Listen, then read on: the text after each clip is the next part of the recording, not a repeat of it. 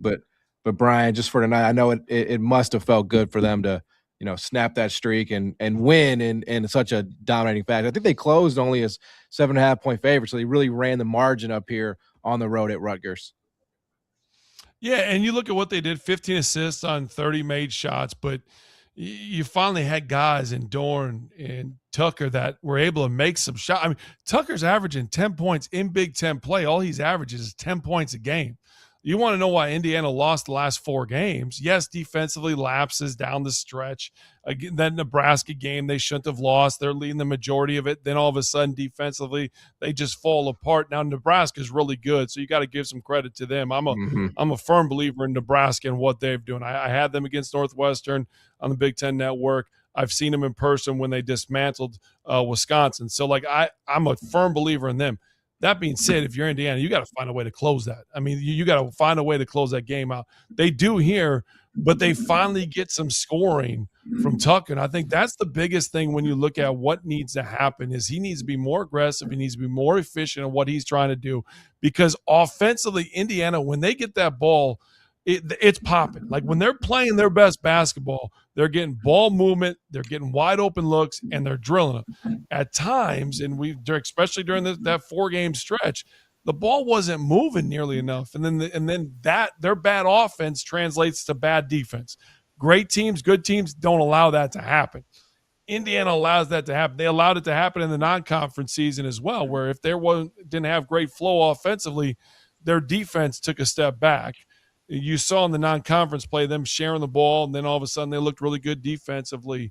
Finally, in this game tonight, they found that a little bit. They made some shots. Now they guarded on the other end, and I think that's the thing that that is my biggest takeaway is Tucker's got to play more like that. Because to me right now, when I look at it, they're middle of the pack. They're going to have to get some high-quality wins if they're going to get off this bubble conversation.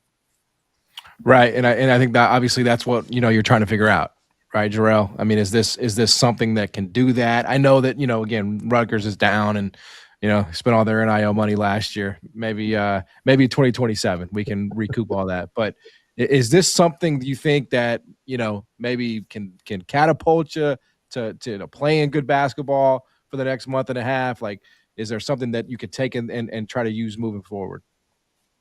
I mean, they need wins at the end of the day, and they got to try to stack the ones obviously that they're supposed to get. This was a game where they kind of had to win. You can't lose this game and still be thinking like, oh, we're on the bubble or we're going to be close to the bubble when it comes down to it. And then you got to try to go steal a couple big ones to get some more quality wins against some better opponents. But I mean, for me, and I said this probably a couple weeks ago too, the thing that scares me about Indiana, I just don't think they got enough guys. They got enough depth. I think they're good offensively. Like Bush just said, like when they got that ball movement offensively, the sets and their ball movement, the way that they play off of one another, and they got multiple guys that can stretch the floor and shoot the ball. They play a high quality offense and they can score points, especially when those guys get going. But the Achilles heel is obviously on the defensive end. But even a night like tonight, just the margin for error is so thin with them. Like 82 points, 72 of the 82 came from Dorn, DeVries, and Wilkerson. 72 of the 82 points came from 3 players on their team tonight, and only 2 other guys on their team scored in the game. And one of them was Conway, and he only played like 15 or 16 minutes, and he had like 6 points. Somebody else had 4, and that was all of their offensive output. So it's just like one was off of a lot. Exactly. Like, but that's their team. You know what I mean? That's their team. Like those same guys are putting up the numbers. They're putting up quality. Like he said, DeVries has to be more aggressive. He's got to play better. I think he finished with a double-double tonight. But at the same time, just the margin for error. If one of those guys isn't making shots or is off, man, it's going to be an uphill climb, especially against a better or more quality opponent. Yeah, Dagan, in the latest field in the 68, Indiana was not in, right? Want to make sure I have that. Yeah, Indiana not in. So RC, will Indiana find a way in by the time it's all said and done? Listen, they were a team that we had in the middle of the Big Ten, right? And they've done nothing to change the thoughts on that from that aspect. The question is, can they pull off the upset, right? Can they, like this coming next game, can they beat Purdue, right? You get Purdue coming in at home. Can you make enough shots to pull off an upset like that, a massive win like that, and avoid losses. The problem is that the Big Ten, like most of the Power Four conferences, top to bottom, are pretty competitive. So they're going to have to find to pull off some wins against some of the top teams if they want to punch their ticket in. They're not out of it yet. They're right there in the midst of it. It's right there. But starting with the next game, we're going to find out quickly here, because after that is UCLA, is USC. And then I was just going to say, honestly, the next 5 is the toughest. They got and Purdue then at yeah, UCLA, then you got the USC, Badgers, right? Wisconsin, Oregon. Like, I Yeah. mean, that next 5, when you look at that and you look at that West Coast trip, like that UCLA game, because to me, UCLA is right in the middle of the pack as well. Like, They're right there too. Yep.